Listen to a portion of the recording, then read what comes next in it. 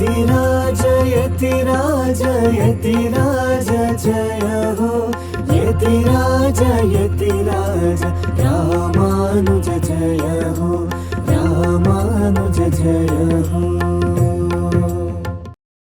ಶ್ರೀಮತೆ ರಾಮಾನುಜಾಯ ನಮಃ. ಹರೇ ಶ್ರೀನಿವಾಸ. ಯತಿರಾಜ ಆಧ್ಯಾತ್ಮಿಕ ಸಮಾಚಾರಕ್ಕೆ ಸ್ವಾಗತ. ಇಂದಿನ ಮುಖ್ಯಾಂಶಗಳು: ಯತಿರಾಜ ಭಕ್ತಿ ವಾಹಿನಿಯ ನೂತನ ಕಾರ್ಯಾಲಯದ ಶುಭಾರಂಭ, ಪರಮ ಪೂಜ್ಯ ಶ್ರೀ ಶ್ರೀ ಜಿಆರ್ ಸ್ವಾಮಿಯವರಿಗೆ ತಲ್ಪಗಿರಿಯ ಶ್ರೀ ರಂಗನಾಥ ಸ್ವಾಮಿಯ ಪ್ರಸಾದ, ವಾನಮಾಮಲೆಯ ದೇವನಾಯಕ ಸ್ವಾಮಿಯ ಸ್ವರ್ಣ ರಥೋತ್ಸವ. ಈಗ ಸಮಾಚಾರದ ವಿವರಗಳು.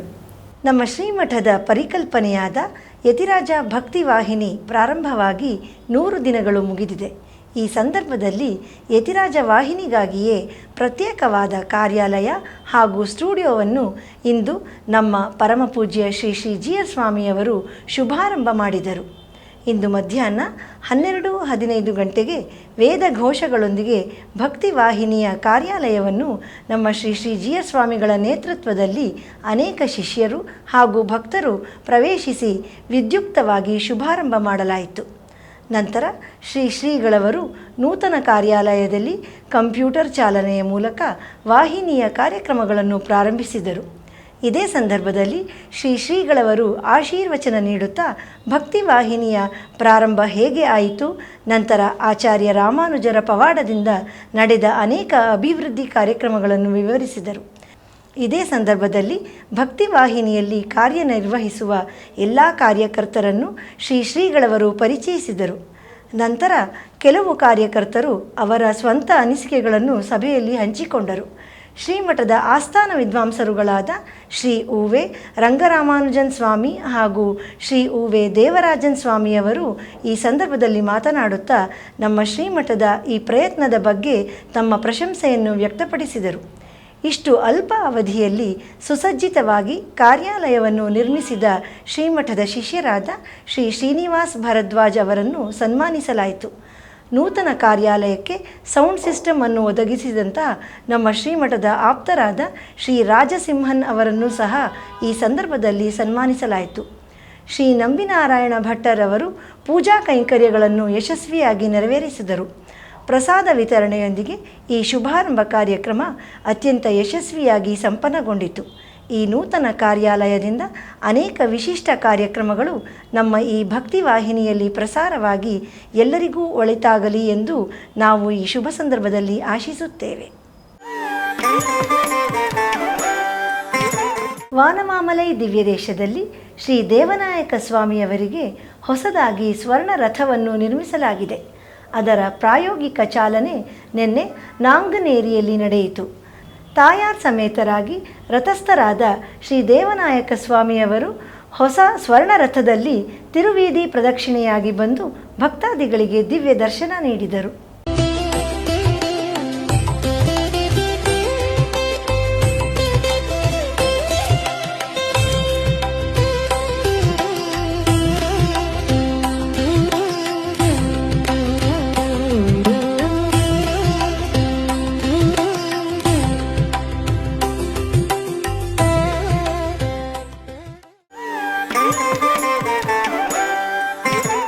ಚೆನ್ನೈನಲ್ಲಿರುವ ವಿಲ್ಲಿವಾಕ್ಕಂ ಸೌಮ್ಯ ದಾಮೋದರ ಪೆರುಮಾಳ್ ಅವರಿಗೆ ವೆಣ್ಣೆತಾಳಿ ಉತ್ಸವ ನಡೆಯಿತು.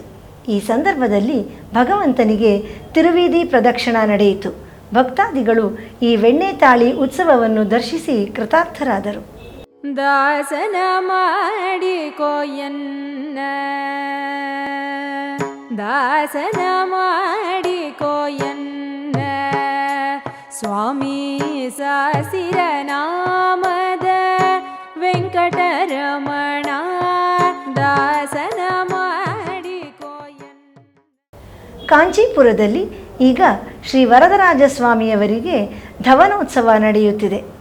ಉತ್ಸವದ 2ನೇ ದಿನವಾದ ನಿನ್ನೆ ವರದರಾಜಸ್ವಾಮಿ, ಪೆರಂದೇವಿ ತಾಯಾರ್ ಹಾಗೂ ಶ್ರೀದೇವಿ ಭೂದೇವಿ ತಾಯಾರವರಿಗೆ ಅಭಿಷೇಕ ನಡೆಯಿತು. ನಂತರ ತಿರುವೀದಿ ಉತ್ಸವ ಸಹ ನಡೆಯಿತು.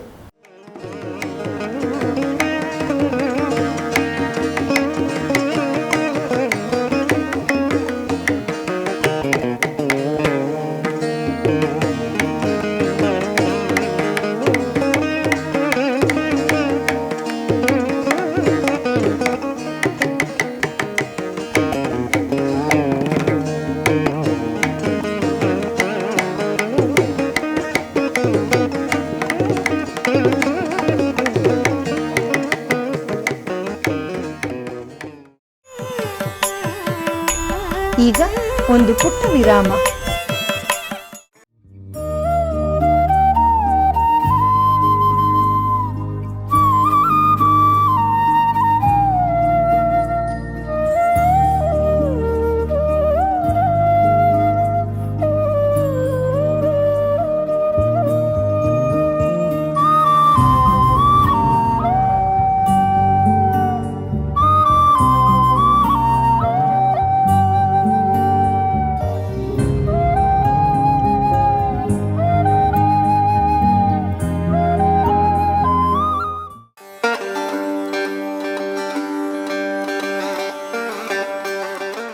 அப்படிப்பட்ட திருமங்கையாழ்வார் அச்சாவதாரத்தில் ஈடுபாடு கொண்டவர்.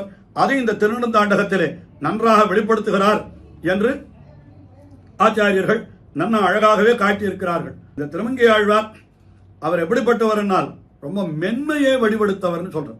இந்த பெரியவாச்சான்படியினுடைய வியாக்கியானத்தில் அவருக்கு இன்னொரு பெருமை சொல்றார். என்ன சொல்றாருன்னா, திருமங்கையாழ்வார் எப்படிப்பட்டவர்னா எம்பெருமானுடைய பத்தினியான பிராட்டியை காட்டிலும் மென்மை உடையவர் திருமங்கையாழ்வார் என்று சொல்றார். மென்மை. அதனால எம்பெருமான் இவருக்கு மோட்சத்தை கொடுத்துடுறான். திரும்ப கடைசியில என்ன பண்றார், இனிமேலும் என்னால தாழ முடியாது, என்னை என்ன நினைத்தாய் நீ, நான் அல்லாத உன்னுடைய பத்திரிமார்களை போல என்ன நினைத்தாயா, அல்லாத ஆழ்வார்களை போல என்ன நினைத்தாயா என்ன எம்பெருமானை பார்த்து இவர் கேட்கிறாராம். கடைசியில எம்பெருமான் என்ன பண்ணினான், இவருக்கு மோட்சத்தை கொடுத்தான். அதனால்தான் திருநெடுந்தாண்டகத்தில் கடைசியில நெடியானை அடினாயேன் நினைந்துட்டேனே என்று கடைசியில அந்த எம்பெருமானுடைய திருவடிகளை தாம் அடைந்து விட்டதாகவே சொல்லி இந்த திவ்ய பிரபந்தத்தை தலை கட்டுகிறார் என்று காட்டுற பொழுதோ அந்த இவருடைய மென்மை இருக்கிறதே, அதை பத்தி இந்த திவ்ய பிரபந்தத்துடைய அவதாரிக்கையிலே பெரியவாச்சான் பிள்ளை காட்டுகிறார். மென்மை என்னால் திருமங்கை ஆழ்வார் அவ்வளவு ரொம்ப மிருதுவானவர் அர்த்தம். இந்த மிருதுன்றதுக்கு மார்தவம்னு ஒரு குணம், அது ரெண்டு விதமா சொல்லலாம்.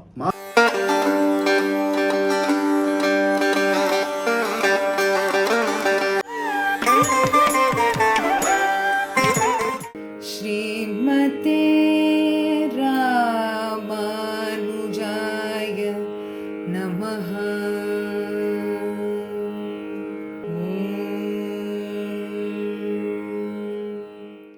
श्रीमते रामानुजाय नमः।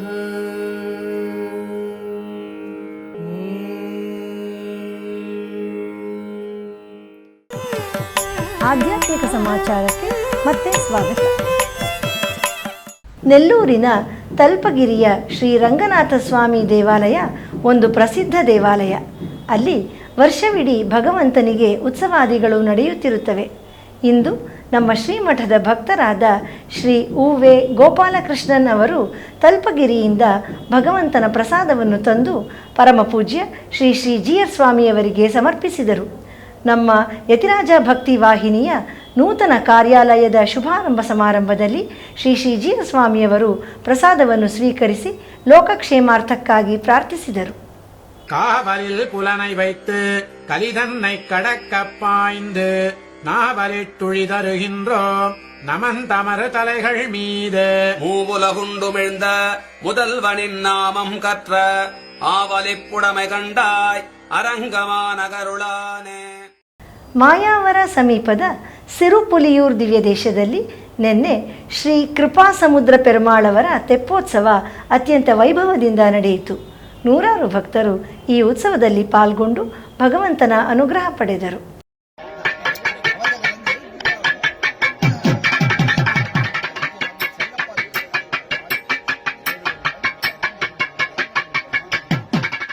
ಒಂದು ವರ್ಷದಿಂದ ನಡೆಯುತ್ತಿರುವ ದಿವ್ಯ ಪ್ರಬಂಧಧಾರ ಉಪನ್ಯಾಸ ಮಾಲೆಯಲ್ಲಿ ನಾಳೆ ಬೆಳಿಗ್ಗೆ 7:30ಕ್ಕೆ ಆನ್ಲೈನ್ನಲ್ಲಿ ಶ್ರೀ ಉ.ವೆ.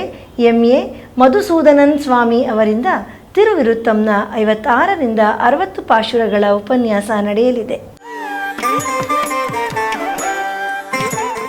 ಶನಿವಾರದ ಪಂಚಾಂಗ ಶ್ರೀ ವಿಶ್ವಾವಸು ನಾಮ ಸಂವತ್ಸರ, ಉತ್ತರಾಯಣ, ಶಿಶಿರ ಋತು, ಫಾಲ್ಗುಣ ಮಾಸ, ಕೃಷ್ಣ ಪಕ್ಷ, ಚತುರ್ಥಿ, ಚಿತ್ತಾ ನಕ್ಷತ್ರ. ಇಲ್ಲಿಗೆ ಇಂದಿನ ಆಧ್ಯಾತ್ಮಿಕ ಸಮಾಚಾರ ಮುಕ್ತಾಯಗೊಂಡಿದೆ. ನಾಳೆ ಮತ್ತೊಂದು ಶೀರ್ಷಿಕೆಯೊಂದಿಗೆ ಭೇಟಿಯಾಗೋಣ. ಶ್ರೀಮತೆ ರಾಮಾನುಜಾಯ ನಮಃ. ಹರೇ ಶ್ರೀನಿವಾಸ. ಆಧ್ಯಾತ್ಮಿಕ ಸುದ್ದಿ ಸಮಾಚಾರಗಳಿಗೆ ತಪ್ಪದೇ ವೀಕ್ಷಿಸಿ ನಿಮ್ಮ YBC ಚಾನಲ್. ಯತಿರಾಜ ಯತಿರಾಜ ಯತಿರಾಜ ಜಯ ಹೋ ಯತಿರಾಜ ಯತಿರಾಜ ರಾಮಾನುಜ ಜಯ ಹೋ ರಾಮಾನುಜ ಜಯ ಹೋ.